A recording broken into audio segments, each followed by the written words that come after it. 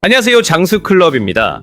이게 뭐지? 월 15만원이던 건강보험료가 갑자기 30만원. 네, 맞습니다. 퇴직하신 분들 10명 중 9명이 이 순간 똑같은 당황을 경험하고 계세요.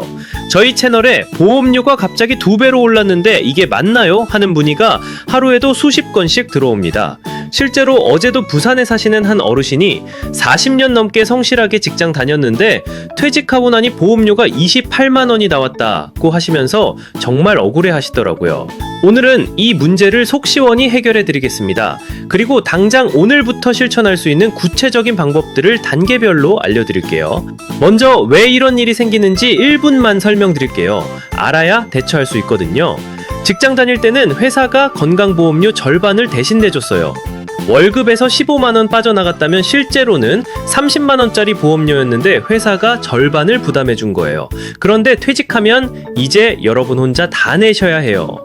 거기다가 더 큰 문제가 있어요. 지역가입자로 바뀌면서 보험료 계산 방식이 아예 달라집니다. 지역가입자 보험료는 집, 자동차, 예금, 연금, 심지어 적금까지 모든 재산을 합산해서 계산해요. 예를 들어 집 한 채만 있어도 그 집의 공시가격이 보험료에 영향을 줍니다. 더 놀라운 건 예적금도 50만원 단위로 보험료에 영향을 준다는 거예요. 그러니까 은행 통장에 1000만원이 있으면 500만원 있을 때보다 보험료가 더 나와요. 사례를 들어 설명드리면 서울에 사시는 어떤 어르신은 퇴직 후 30년 된 아파트 한 채, 연금 월 100만원 조금, 10년 된 소형차 한 대, 예금 2천만원 이 정도였어요. 별로 많은 재산도 아닌데 보험료가 한 달에 36만원이 나왔어요. 그럼 어떻게 해야 할까요? 이어서 제가 설명드릴게요. 첫 번째, 가장 강력한 방법은 피부양자 등록입니다. 자녀분이 직장에 다니시나요? 그럼 부모님을 자녀보험에 피부양자로 등록할 수 있습니다. 국민건강보험법 시행규칙 2025년 기준 피부양자 인정기준은 연소득 2천만원 이하여야 하고 재산의 재산세 과세표준이 9억 원을 초과하지 않아야 합니다. 여기서 중요한 팁이 있어요. 많은 분들이 우리 집은 재산이 많아서 안 될 거야 라고 미리 포기하시는데 실제로는 기준이 생각보다 널널한 경우가 많아요. 앞서 말씀드린 서울에 거주하시는 어르신도 딸이 회사에 다니니까 피부양자 등록을 시도해봤어요. 막상 신청해보니 통과됐고 이제 한 달에 3만원만 내시면 돼요. 33만원이 절약된 거죠. 확인은 건강보험공단 대표번호 1990에 전화해서 피부양자 등록 가능한지 확인해달라고 말씀하시면 됩니다. 두 번째 방법, 세대 분리입니다.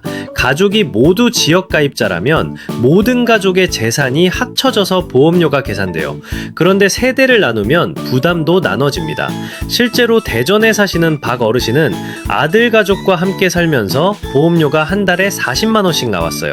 그런데 아들이 세대를 분리하니까 어르신 보험료가 20만원으로 줄었어요. 세대 분리는 동사무소 민원실에 가서 우리 집 상황에서 세대 분리하면 보험료가 얼마나 줄어드나요? 라고 직접 물어보세요. 세 번째, 임의 계속 가입이라는 제도가 있어요. 이건 정말 많은 분들이 모르고 계시는 제도인데요. 퇴직하고도 일정 기간 안에 신청하면 직장 다닐 때와 거의 비슷한 수준으로 보험료를 계속 낼 수 있어요. 퇴직 전 마지막 3개월간 낸 보험료를 평균 내서 그 금액으로 계속 내는 거예요. 물론 회사 지원은 없어서 2배로 내야 하지만 그래도 지역 가입자보다는 훨씬 저렴한 경우가 많아요. 그런데 이 제도에는 시간 제한이 있어요. 퇴직 후 20일 이내에 신청해야 하거든요. 지금 당장 건보공단에 전화해서 확인해보세요. 네 번째, 의료비 지원 제도도 꼭 확인해보세요. 본인 부담 상한제라는 게 있어요.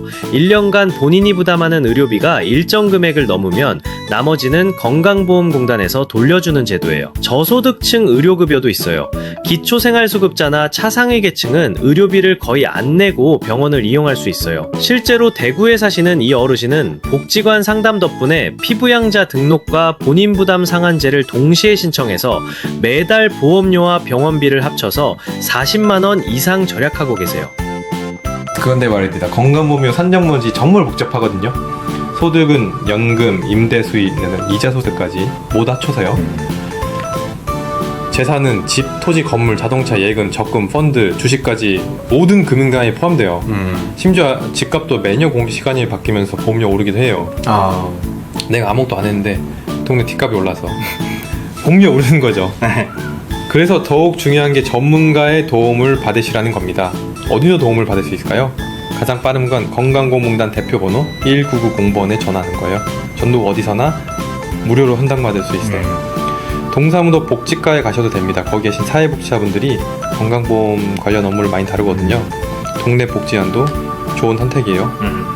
그럼 실제로 어떻게 행동해야 하는지 정리해 드릴게요. 오늘 당장 할 수 있는 일, 첫 번째, 자녀분이 직장에 다니시면 피부양자 등록 가능한지 확인해 보세요. 건보공단 190을 전화해서 피부양자 등록 조건 확인하고 싶다고 말씀하시면 돼. 두 번째, 가족 구성원이 모두 지역가입자라면 세대분리 효과를 알아보세요. 동사무소에 가서 세대분리하면 보험료가 어떻게 달라지나요? 라고 물어보시면 됩니다. 세 번째, 최근에 퇴직하셨다면 임의계속 가입 가능한지 확인해보세요. 20일 이내라는 시간 제한이 있으니까 서둘러 하세요. 네 번째, 병원비 부담도 크시다면 본인 부담이 상한제나 의료급여 대상인지 확인해보세요. 복지관이나 동사무소에서 상담 받으실 수 있어요. 정말 중요한 건 바로 지금 당장 행동하는 거예요. 내일 미루지 마시고 오늘 영상 보신 김에 바로 전화 한 통만 해보세요. 많은 분들이 복잡하고 어려워서 못하겠다고 하시는데 실제로는 전화 한 통 방문 한 번으로 해결되는 경우가 많아요. 전문가들이 다 도와주거든요. 보험료 때문에 너무 스트레스 받지 마세요. 여러분이 평생 열심히 살아오셨고 세금도 손실이 됐잖아요. 이런 제도들은 여러분이 당연히 받을 수 있는 혜택이에요. 혼자 끙끙 앓지 마시고 꼭 도움을 받으시기 바랍니다. 오늘 영상이 조금이라도 도움이 되었다면 구독, 좋아요, 알림 설정도 꼭 부탁드리고요.